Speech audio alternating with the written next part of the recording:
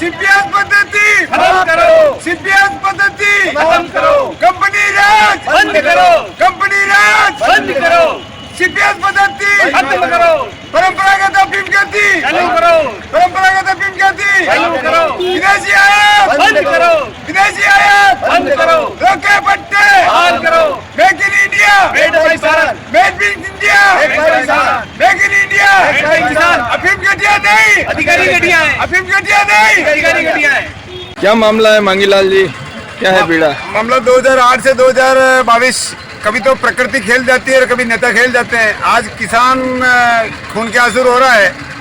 जिन किसानों की जय बोल करके नेता लोकसभा में चले जाते हैं, जिन किसानों की जय बोल करके नेता विधानसभा में चले जाते हैं, उन किसानों की पीड़ा नहीं समझ में आती है। मैं समझता हूँ हो सकता है वो किसान नेता तो हो सकते हैं लेकिन किसान नहीं। इसी पीड़ा को लेकर के हम दिल्ली पहुँच रहे हैं साहब।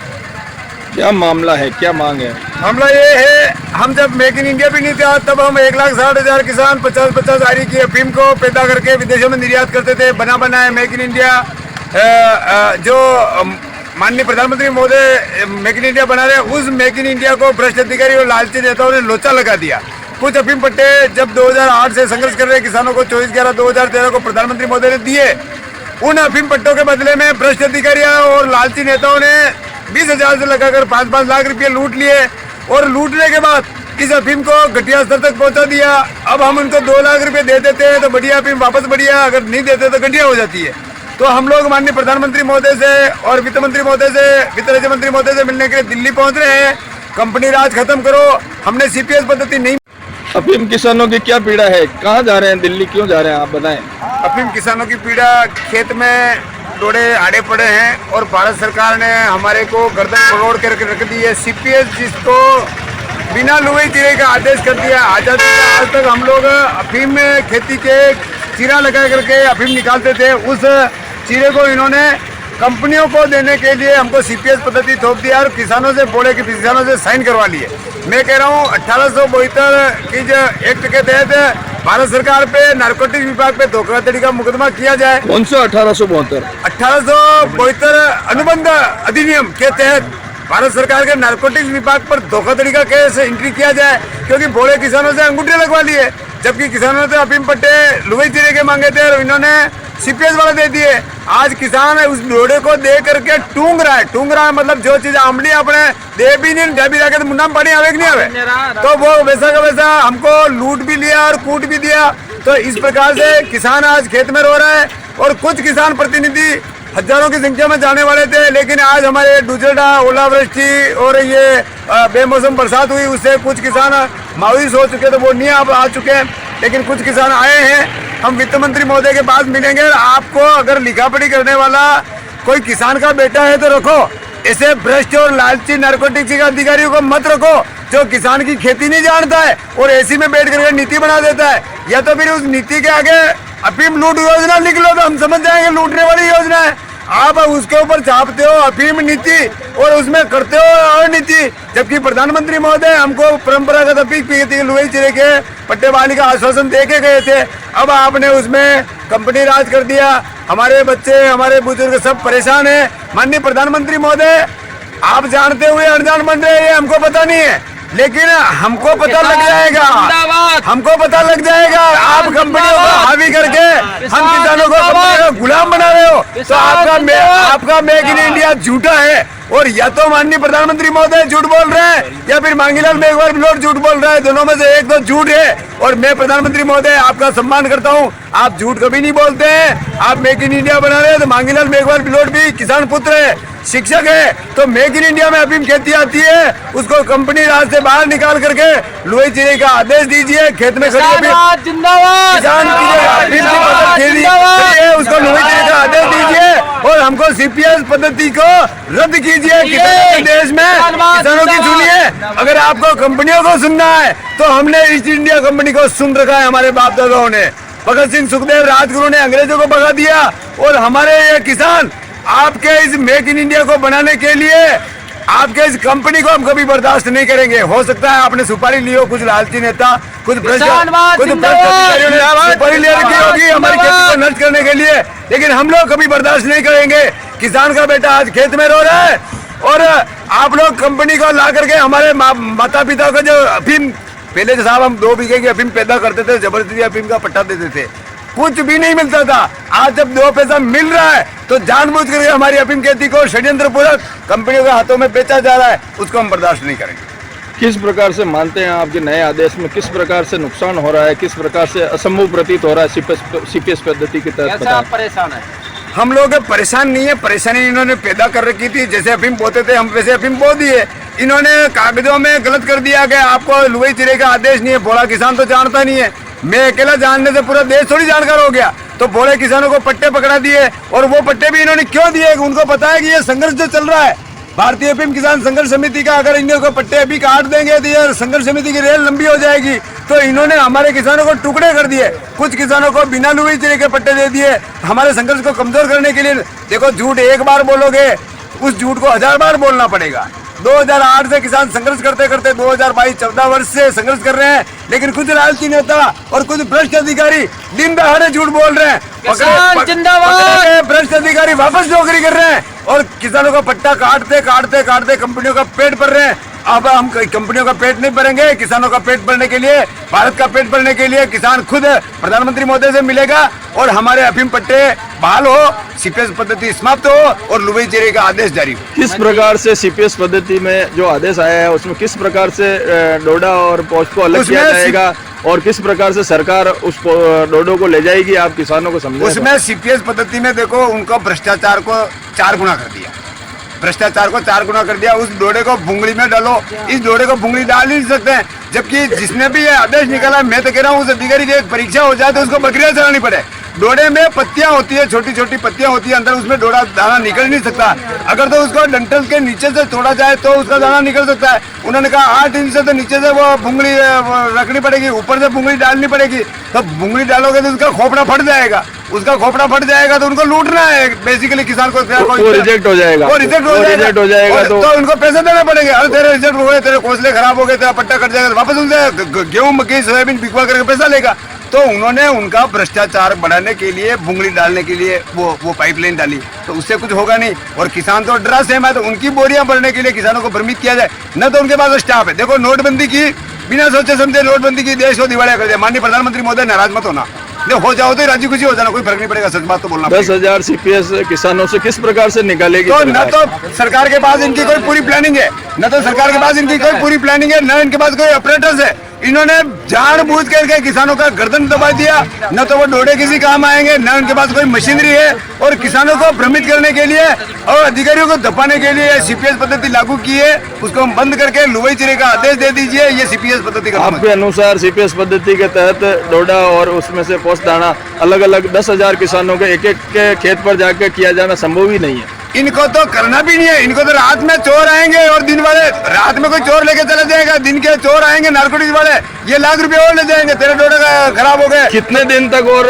इस डोडो में चीरा नहीं लगता है और क्या कार्रवाई नहीं होती पोस्ता दाना अलग करने की? कितने दिन में ये खराब हो सकती है फसल? साहब, ये कितने दिन तक? फसल तो अभी 15 दिन और चलेगी और 15 दिन के बाद खराब होने स्टार्ट हो जाएगी, फेंकने लायक हो जाएगी। फेंकने लायक तो हम उनको फेंकेंगे तो फिर वो गला दबा देंगे तुमने तस्करी कर ली। जबकि असली तस्कर तो नारकोटिक्स विभाग है, असली तस्कर को ये पकड़ेंगे नहीं। हम किसानों को बोलेंगे तुम तस्कर हो, जब सच बोल रहा है किसान उसको तस्कर बोलते हैं, जो वास्तव में तस्कर है सुधीर यादव, प्रवीण कुमार, भानु प्रताप वापस नौकरी कर रहे हैं, ये जमीनी हकीकत है। और कुछ लोग हमको भी तस्कर बोलते हैं, ये जमीनी सच्चाई। मैं कह रहा हूँ, हम जब तस्कर हैं, क्या जवाब है आप ऐसे लोगों को, क्या जवाब देना चाहते हैं जो आपको तस्कर बोल रहे हैं? हमको तस्कर तो इसलिए बोलते हैं जिसके अफीम पट्टा नहीं है वो तो समझेगा ये तस्करी कर रहा है, लेकिन जिसके अफीम पट्टा है इन किसानों को, उनको पता है कि हम लोग तस्कर नहीं है, हम लोग भारत माता का भंडार बनना चाहते हैं। 1 लाख रुपए किलो की अफीम को हमको 800 से 1200 रुपए देते हैं, और जबकि हमको 25,000 रुपए मिल जाए तो ये तस्करी, ये नारकोटिक्स विभाग कर रहा है। और डोडा चूरा जब हम 50-50 आरी का कभी नहीं बेचते थे, तो आज क्यों बेच रहे हैं? डोडा चूरा हम लोग नहीं बेचते साहब, ये पट्टा इश्यू करते समय 2-2 लाख रुपए लेते हैं, तो ये तस्करी भी वापस नारकोटिक्स वाला, डोडा चूरा भी नारकोटिक्स वाला भी लेता है। क्यों? अगर किसी किसान ने डोडा चूरा बेचा होता तो इनका पट्टा कटता, किसी का पट्टा नहीं कटा। मतलब इनको पैसे दे दो, इनकी दुकानें चलती रहे, भारत की खेती भी खत्म हो जाए और इनका पेट भरता रहे। ये सीपीएस पद्धति। अब सरकार सीपीएस पद्धति को ऐसी स्थिति में आ गए हैं आपकी भाई ना खा सक रहे, ना निगल सक रहे, ना थूक सक रहे, ऐसी स्थिति में आपका अगला कदम क्या होगा? अगला कदम तो सीपीएस पद्धति समाप्त होगा। जिस प्रकार से तीनों काले कानून रद्द हो गए थे, ठीक उसी प्रकार से ये भी सीपीएस पद्धति रद्द होगी, हमको लोही चीरे का अधिकार मिलेगा। और मैं कह रहा हूँ इन भ्रष्ट अधिकारियों के कुटाई शुरू हो जाएगी बहुत जल्दी। इनकी भ्रष्ट अधिकारियों की कुटाई शुरू हो जाएगी, क्योंकि जब आप इतने दिन तक भुंगली में डाले ही नहीं, किसी की खोपड़ी में पाइपलाइन डाल करके पानी निकाल सकते हैं क्या? डोडा चूरे में तो वो निकल, जो नहीं हो रहा वो इसमें लागू कर रहे हैं, क्योंकि उससे फिर पैसा देना पड़ेगा, इनको कमाई हो जाएगी। और 6 महीने तक ये डोडा तोड़ेंगे ना, आराम से दारू पियेंगे, बैठे रहेंगे, किसानों के घर पे आ रहे हैं, वहाँ 13 नंबर पे फिर 2000 रुपये दे आएगा, तेरा 10,000 रुपये दे तो 13 नंबर आएगा, वरना 13 नंबर तो आ ही नहीं रहा है। फिर किसान इनकी जय बोलेगा, नेताजी को बोलेगा जय हो नेताजी, जय हो नेताजी। नेताजी कहेंगे हमने अच्छा कर दिया, फिर अधिकारी जी कहेंगे हमने अच्छा कर दिया। पापड़ा करसार हाबू छोटा पे नहीं है, सड्डी पैर पे नहीं है, सोयाबीन वेचो लाना है, भी थोड़ा कीड़ा कांगड़ा में भी वेजिन बजाना, पेट भरना पड़ेगा। तो ये सीपीएस पद्धति अभी 2-3 दिन पहले जिन किसानों के चिरई लोही चिरई के पट्टे हैं, उन्होंने माताजी की पूजन करके विधि विधान से उन्होंने बड़ी खुशियां मनाई और दाल बाटी चूरमे का भोग लगाकर जिस प्रकार से चीरा लगाना चालू कर दिया है। लेकिन कल प्रकृति ने अपना खेल खेला और ओलावृष्टि, अतिवृष्टि और बारिश हो गई, जिससे किसानों को कितना नुकसान हुआ, क्या नुकसान होगा और क्या मांग है आपकी सरकार से किसानों के लिए? चीरा लोही चिरई वाले किसानों को प्रकृति प्रकोप से तो हम भी देखो, प्रकृति से तो हम भी हाथ जोड़ के प्रार्थना करते हैं कि ऐसा प्रकोप नहीं हो और उनको किसानों को सरकार मुआवजा दे और भरपूर मुआवजा दे। आटा में लून ना तो मुआवजा नहीं दे। कितना प्रतिशत आप मान रहे हैं? देखो साहब, मेरे हिसाब से तो 50% और कहीं 50% से अधिक भी है, कहीं ज्यादा भी है, 75% है, कहीं 75% भी है। देखो ये पूरे जिले को इकाई नहीं मान करके मैं कह रहा हूँ गांव को इकाई माना जाए, और गांव को इकाई मत मानो, आप तो खेत को इकाई मानो। अनि खेत में डोडा पड़ी या ना पड़ी, अनि खेत में गड़ा नहीं पड़ा तो बेचारा उसको उसकी हत्या हो जाएगी। तो प्रत्येक पट्टे को इकाई मान लो, उसको पूरा मूल्य दो और कम से कम 5-5 लाख रुपए का मुआवजा दे दो उसको। समय रहते 5-5 लाख के मुआवजे की मांग है आपकी भारतीय अफीम किसान संघर्ष समिति की तरफ से। जो ओलावृष्टि हुई है और लोहाई चिरई के पट्टों पर जो चिरे लगाए गए, उनकी फसल पे जो नुकसान हुआ, 5 लाख का मुआवजा दिया जाए। और इस बार प्राकृतिक प्रकोप से 2 काम हो जाएंगे। जो बरसाती मेंढक घर के अंदर बैठे थे ना, वो भी बाहर आ जाएंगे। सब बुरा मत मानना, जिन्होंने कभी खेत देखा ही नहीं वही खेत देख रहा है। घर कहीं भी हो, घर कहीं भी हो, खेत यही पता नहीं, उनको पता ही नहीं मूंगफली कितने लगेगा, डोडो कितने लगे, वही देख रहे हो। फोटो खींच रहे, अखबार में दीजिए, फोटो खींच रहे, ऐसे दीजिए। अरे मैं ही कह रहा हूँ, किसानों के देश में किसानों को भी सुन लो, और कुछ लालची नेता और कुछ भ्रष्ट अधिकारी सिर्फ फोटो खिंचाने के लिए आए हैं। विभाग वालों ने सोचना चाहिए और विभाग वालों को गिरदावरी समय पर करवा कर वित्त मंत्रालय के को एक इनका जो इंटीमेट रहता है वो बना के इनको माफ। क्या लग रहा है आपको, सरकार और जिला कलेक्टर इसके संज्ञान ले रहे हैं या अभी नींद में ले रहे हैं? नहीं ले रहे, देखो तो कुछ नहीं हुआ है, नहीं ले रहे हैं। उसका मतलब पटवारी साहब से आज मेरी बात हुई, मेरे एक लोन के बारे में मैं गया था, तो पटवारी साहब से मेरी बात हुई कि यार मैं गाँव में फील्ड में जा रहा हूँ। मैं कुछ इस आशय का एक प्रतापगढ़ से जिला कलेक्टर का लेटर भी जारी हुआ है, तो उन्होंने मेरे को कहा कि मैं फील्ड में जा रहा हूँ। मेरे पटवारी साहब से कोई नकल निकल रही थी, मैं गया था, तो उन्होंने मेरे को प्रश्न नहीं कहा यार मुझे मैं थोड़ा फील्ड में हूँ। तो पर साहब ये कागज अगर कलेक्टर ऑफिस तक ही रहे सीमित, तो आगे अगर कार्रवाई नहीं होती है, अगर मान लो जिस विभाग से संबंधित मामला है, अगर वहाँ तक अगर ये नहीं पहुँचा है, नहीं सुनेगी सरकार आपकी, ऐसी संभावना है? सरकार को सुनना पड़ेगा, सरकार को सुनना पड़ेगा। कारण क्या है, सरकार हमारे लिए ही बनी है, जनता के लिए ही सरकार बनी है सर। ऐसा पहले और उनको सुनना पड़ेगा, आपको एकता रखनी पड़ेगी सर। ऐसा पहले कई बार हुआ है कि वित्त मंत्रालय को इन्होंने जो अफीम किसानों की पीड़ा वो वित्त मंत्रालय तक नहीं पहुंचाई, तो इसलिए वो कहते हैं कि हमारे पास ऐसा कोई आदेश नहीं था पहले कि आपको नुकसान हुआ, आपकी ओलावृष्टि हुई। तो इनमें इनको नारकोटिक संबंधित जो मामला है अफीम वाला, उनके माध्यम से कलेक्टर साहब को अवगत कराकर कलेक्टर साहब को एक रिपोर्ट केंद्रीय वित्त मंत्रालय को भिजवानी चाहिए, जिससे जिन अफीम किसानों को नुकसान हुआ है उनको समय मुआवजा भी मिले और आगामी अफीम नए वर्ष में जो अफीम पॉलिसी आएगी उसमें इनको राहत भी दी जाए। मेरा ये सभी अधिकारी, पटवारी, गिरदावर साहब और माननीय तहसीलदार साहब, माननीय कलेक्टर साहब, सभी से निवेदन है कि उनको समय रहते गिरदावरी करवाकर इनका जो भी डाटा है मैं वित्त मंत्रालय को अवगत करा दे इस बात से। क्या नाम है आपका? मेरा नाम नरसिंह डांगी है, मैं भारतीय अफीम किसान संघर्ष समिति का मंदसौर जिला अध्यक्ष हूँ। और आज हम सीपीएस पद्धति को समाप्त करने के लिए दिल्ली भी कुछ कर रहे हैं, कुछ किसान चेतक से भी गए, कुछ मेवाड़ से जा रहे हैं, कुछ इंटरसिटी से भी आ रहे हैं, सुहासरा से। अच्छा, अलग अलग दिशा से प्रतिनिधि अलग अलग टीम बनाकर जा रहे हैं, वहाँ इकट्ठे हो जाए, क्योंकि एक गाड़ी में टिकट हो नहीं सका है सभी का। सभी जिसमें जहाँ भी टिकट मिला वहाँ से टिकट बनवा के सब बैठ गए गाड़ी में। साहब क्या बोलना चाहते हैं आप? तो जो भी दिल से बोलेंगे हमें स्वीकार है, बोले आप बेबाक आवाज में।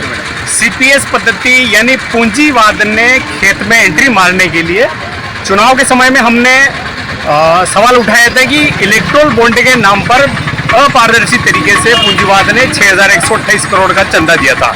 उस चंदे के बाद में सीमेंट की कीमतों में बेतहाशा वृद्धि हुई थी। उस पर भी हमने सवाल को उठाए थे और राष्ट्रपति जी को ज्ञापन दिया था कि जब तक ये इलेक्ट्रोल बॉन्ड का मामला क्लियर नहीं हो जाता ये चुनाव रद्द किए जाए, क्योंकि लोकतंत्र में अपारदर्शिता का कोई स्थान नहीं है। जिस प्रकार लोकतंत्र में पारदर्शिता और जवाबदेहिता प्रथम होनी चाहिए, लेकिन वो नहीं हुआ और उस कारपोरेट के चंदे के बाद में ये इन्होंने कारपोरेट को एंट्री देने के लिए सीपीएस का पद्धति चालू किया है ताकि कारपोरेट अफीम की खेती में घुस सके। इसीलिए इनको ये आदेश जारी हुआ है और इसके सफल होने पर ये सारे अफीम पट्टे इस पद्धति में ले जाने की मंशा रखते हैं। कितने किसान प्रभावित हो रहे हैं, क्या परेशानी? इस साल 10,000 किसान प्रभावित हो रहे हैं और जहां तक मेरा मानना है कि अगर ये पद्धति सफल रहती है तो अगले साल आधे किसान ये इस पद्धति में ले जाएंगे, जिससे कि किसानों की आर्थिक नुकसान होगा और रीढ़ की हड्डी टूट जाएगी। रीढ़ की हड्डी टूट जाएगी। और कुछ अभी क्या मांगे दिल्ली में? दिल्ली में ये मांगे कि ये सीपीएस पद्धति रद्द करें और कोडीन का जो आयात हो रहा है वो आयात बंद करें। जहाँ जितनी ज़रूरत है, जैसे 180 टन की कोडीन की ज़रूरत है तो वो कोडीन की ज़रूरत हम उतने पट्टे यहाँ दिए जाए, यहाँ पट्टे दिए जाए, भारत के किसानों को दिया जाए, विदेशों से आयात नहीं कराया जाए, यही कहना चाह रहे हैं। ईरान से कोडीन मंगा रहे हैं, तुर्की से पोस्ता मंगा रहे हैं। जब ये भरपूर मात्रा में केवल मेवाड़ मालवा किसान उपजा कर दे सकता है, सक्षम है, तो ये मंगाना बंद करें और यहाँ पर पट्टे जारी करके यहाँ यहीं पर उत्पादन लिया जाए। नरसिंहदास बैरागी, भारतीय अफीम किसान संघर्ष समिति का राष्ट्रीय अध्यक्ष हूँ। आज हमारे किसान सभी सीपीएस पद्धति के मामले में दिल्ली जा रहे हैं और मंदसौर, नीमच, उधर सीतामऊ, रतलाम साइड से, जावरा साइड से और इधर हमारे सभी राजस्थान से भी सभी किसान यहाँ से निकले, पर चारों दिशा जाना पड़ा। इधर ओलावृष्टि वगैरह मौसम खराब होने से और भी किसान आ रहे थे और उनका आना निरस्त हो गया है, तो अब सीपीएस पद्धति के मामले में जा रहे हैं। अभी कोशिश रहेगी कि ये सीपीएस पद्धति समाप्त हो और लूनी चीनी का आदेश प्रदान किया जाए, क्योंकि सरकार किसानों को टुकड़े टुकड़े में फैला रही है। ऐसा कहा जा रहा है सरकार ने आपके सीपीएस पद्धति वाले किसानों के साथ अनुबंध कर रखा है। नहीं, किसान ऐसे में किसान भी पाबंद होते हैं उनको उनके नियमों की शर्तों के आधार पर, ऐसे में क्या कहना चाहेंगे? सर, वो किसान तो जानता नहीं है ना, उन्होंने साइन करवाए हैं, कहा है कि आपको ये किसी किसान से कहा है कि भाई आप क्या नहीं जानता है किसान? किसान ये नहीं जानता है, वो बोला कि भाई पट्टा देगा तो लूनी चीनी का तो देगा ही, तो उस मामले से उन्होंने पट्टे लिए। अच्छा, ये पद्धति किसानों के लिए नहीं है, इसमें क्या इम्प्लीमेंटेशन होगा, क्या एक्टिविटी होगी, किस प्रकार से सरकार फसल को ले जाएगी, उससे अनभिज्ञ थे अनुबंध के समय?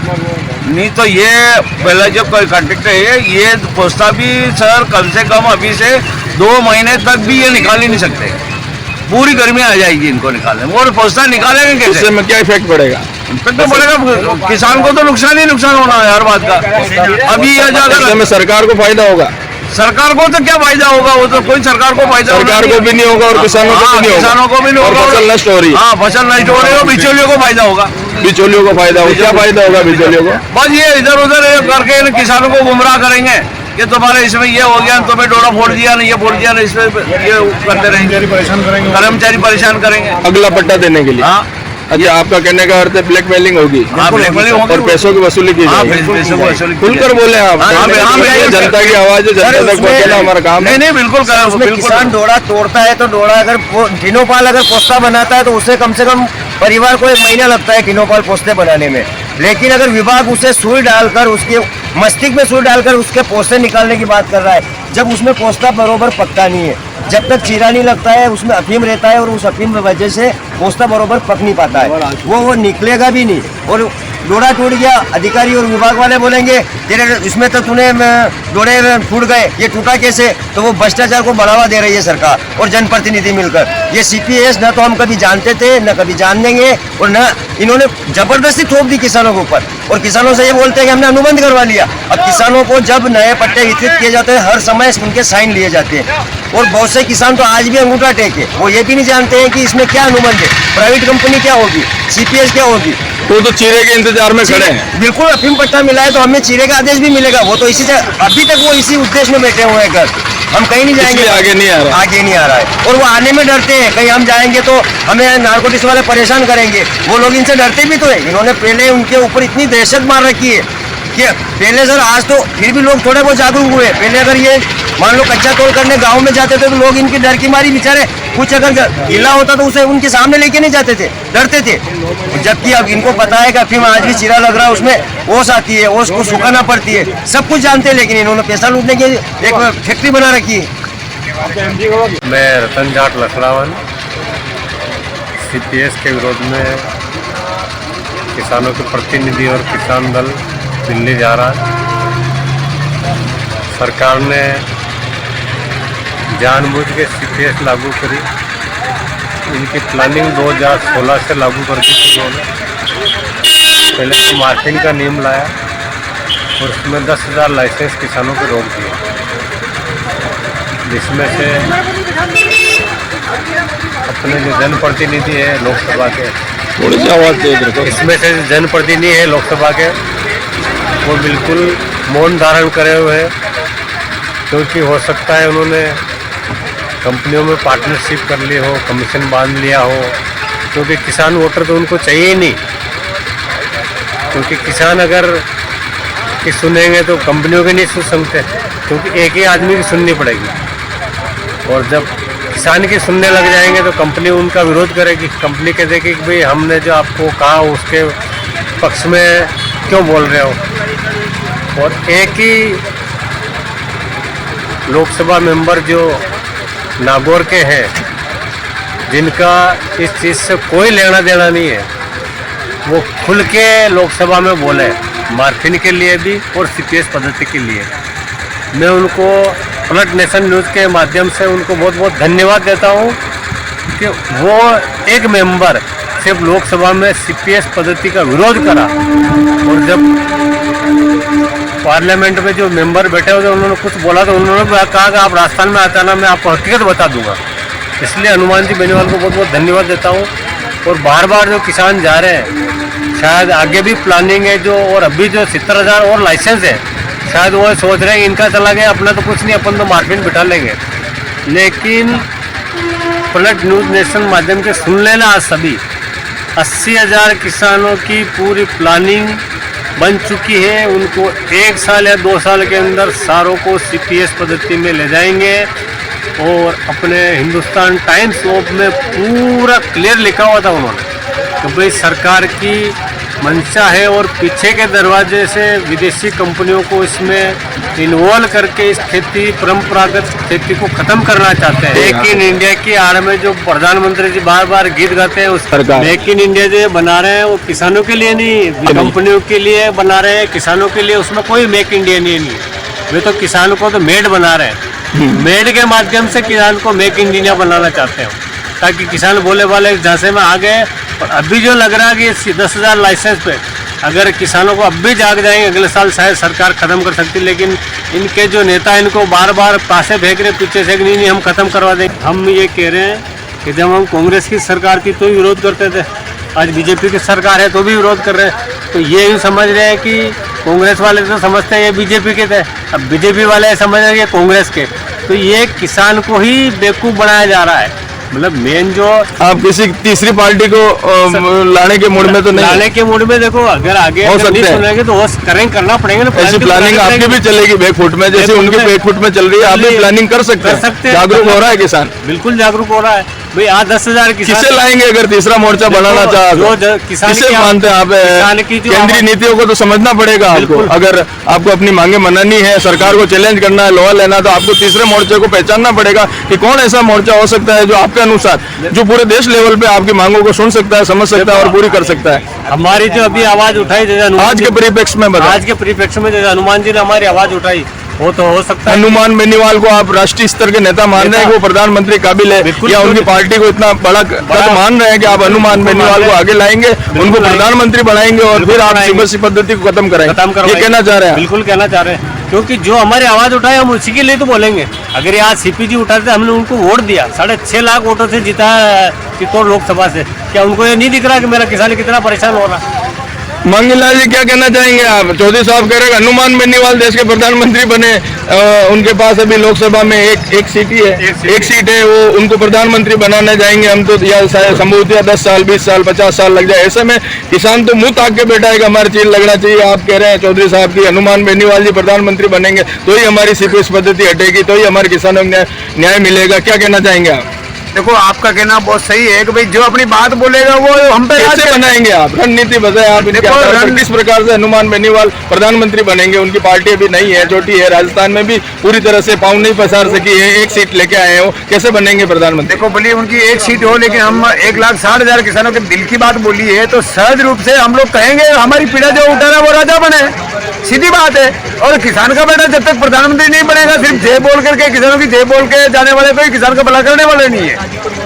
सिर्फ किसानों की जय बोल करके किसानों के कंधे पर एरिया निकाल कर लोकसभा में चले जाओ, विधानसभा में चले जाए, वो किसानों को भला करने वाले नहीं है। बेसिकली चाहे हनुमान जी बेनीवाल मुख्यमंत्री बने, प्रधानमंत्री बने, लेकिन किसानों का बेटा जब प्रधानमंत्री बनेगा, मुख्यमंत्री बनेगा, एकमात्र किसान का बेटा लाल बहादुर शास्त्री साहब बने थे। उन्होंने जय जवान जय किसान को नारा दिया, देश को आत्मनिर्भर बनाया और देश को सुरक्षित बनाया। लेकिन आजकल जय जवान जय किसान का नारा दे करके किसानों को कमजोर कर रहे हैं और कंपनियों की पेटा भराई कर रहे हैं। हम लोगों को किसानों को, देश में किसानों को राहत चाहिए, या तो ये जो नेता अगर किसान के बेटे हैं तो हमारी समस्या सुने। बात सीधी है, देखो किसानों की जय बोल करके किसानों को लूटना और पीटना बंद कर दे, राजस्थान सरकार भी सुन ले, भारत सरकार भी सुन ले। आप समझ सकते हैं किसानों के दर्द और किसानों के पीड़ा को, जो कि पूरे देश में एक सीट लाने वाले आरएलपी पार्टी के राष्ट्रीय अध्यक्ष हनुमान बेनीवाल को जब प्रधानमंत्री बनाने के लिए गुहार कर रहे हैं कि उनको प्रधानमंत्री बना दिया जाए, हमारी ऐसी मंशा है। लेकिन इसको राजनीतिक परिप्रेक्ष्य में नहीं देखते हुए इसको किसानों की पीड़ा के रूप में देखा जाए कि कितने पीड़ित है कि पूरे देश में एक किसान पुत्र, एक किसान नेता जो आरएलपी के नेता हैं हनुमान जी बेनीवाल, जो एकमात्र सांसद है, लेकिन उनको प्रधानमंत्री बनाने के लिए उनके मन में पीड़ा है। सरकार इसको अन्यथा ना ले, इसको पीड़ा के रूप में देखे कि किसान कितना पीड़ित है, और एक सीट लाने वाले सांसद को प्रधानमंत्री बनाने की गुहार कर रहे हैं। आप सरकार इनकी मांगे सुनेगी, इनके दर्द को समझेगी और पूरा करेगी। अलर्ट नेशन न्यूज से अभियंता अनिल सोकवाल, जय हिंद।